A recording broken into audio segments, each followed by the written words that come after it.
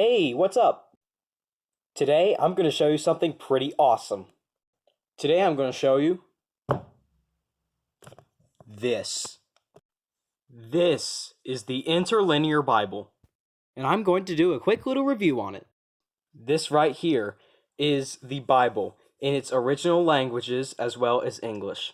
And this thing is huge. Let's do some measurements. It's about 11 1/4 inches tall and about 8 3/4 long and 2 inches thick. This is a very big book, and it's actually a really dark blue, at least this edition is, and even though it looks kind of black on camera, it's a dark blue. So here it is. It says Interlinear Bible, Hebrew, Greek, English. And at the top you have this nice plant. And what this plant is supposed to represent is the original languages of the Bible branching out into multiple different languages. Pretty cool. And on the side, of course, it says Interlinear Bible, Hebrew, Greek, English. Got the plant again. Coded with Strong's Concordance numbers. Green, that's the guy who made this. And the publishing company down there. The back just has a barcode. It's blank. So, let's open it up. So, you get through the first few pages, which is nothing special, but then, here we go. Here's a guide to Hebrew and Greek alphabets, which just shows you the alphabets of Hebrew and Greek, and it shows the names of them and what sounds they make, which is pretty cool. Definitely going to need that if you don't know these languages and you want to read this. Then you get to the preface. And then part 1 is the Old Testament, which was written mostly in Hebrew. I'll explain later why I have this. But here are the pages. Check that out. That right there is the Interlinear Bible. So you have the original Hebrew letters right here, and fun fact, if you do not know, Hebrew actually reads backwards, basically. So English and a lot of languages read this way, left to right, but Hebrew, and also other languages like Arabic and Aramaic, they read right to left, basically backwards.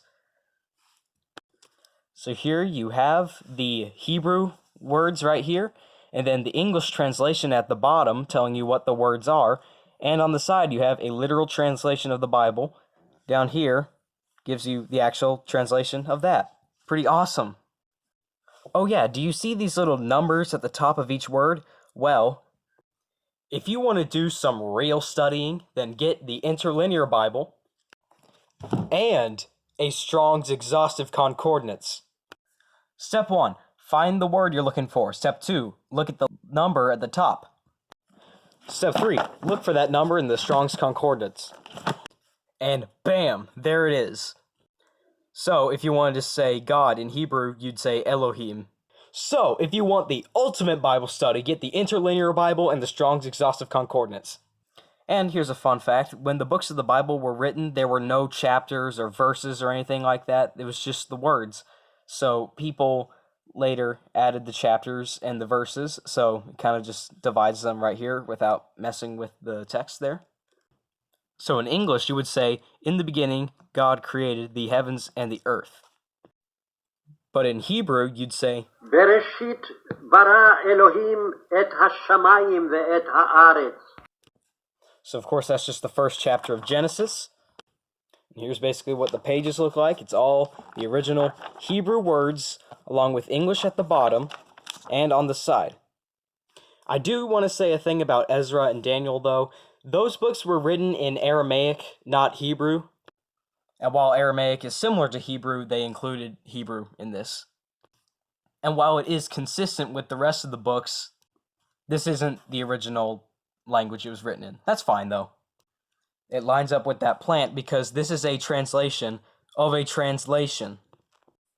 So, throughout the rest of the Old Testament, it's all Hebrew, up until Malachi, Part 2. The New Testament, Greek English. So, that means the New Testament was written in Greek.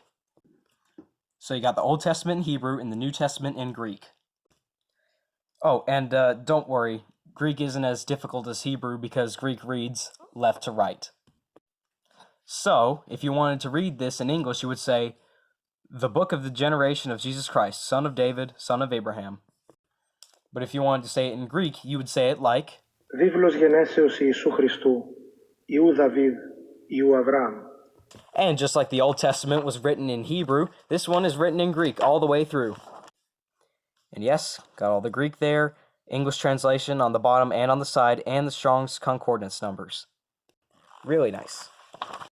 And of course, we finished with the book of the Revelation. And then here's this, the majority text notes and how to use them. Lots and lots of notes through here. And then this part is really cool. It says Jesus and the Old Testament, showing how the Bible is connected, and that this is no coincidence, and that this is the Word of God. And that is the Interlinear Bible. Oh yeah, here's why earlier I mentioned this. This version of the Interlinear Bible is not the first edition. It was actually very first published in a 4-volume set that looked like this. And so this is just all those 4 volumes put into one. And so they had to make the text really, really small. I mean, look at this. Look at all this. So much is going on right here. So some of the parts where the letters are, it's kind of unfinished or choppy, and it's kind of hard to read here. Sometimes these letters here can be hard to make out. So I put this here to help me, although it can come right out if I need it to. So yeah, that was my Interlinear Bible. What did you guys and gals think? I think this is absolutely awesome. And actually, I'm hoping one day I can learn the Hebrew language. If you're real big into Bible study, I think this is a must-have. It's very nice and high quality. It's a beautiful book. And it's a Bible. Bibles are awesome. So yeah, if you like this video, please give it a like. Thank you so much for watching. God bless everyone. And I'll see you guys and gals next time.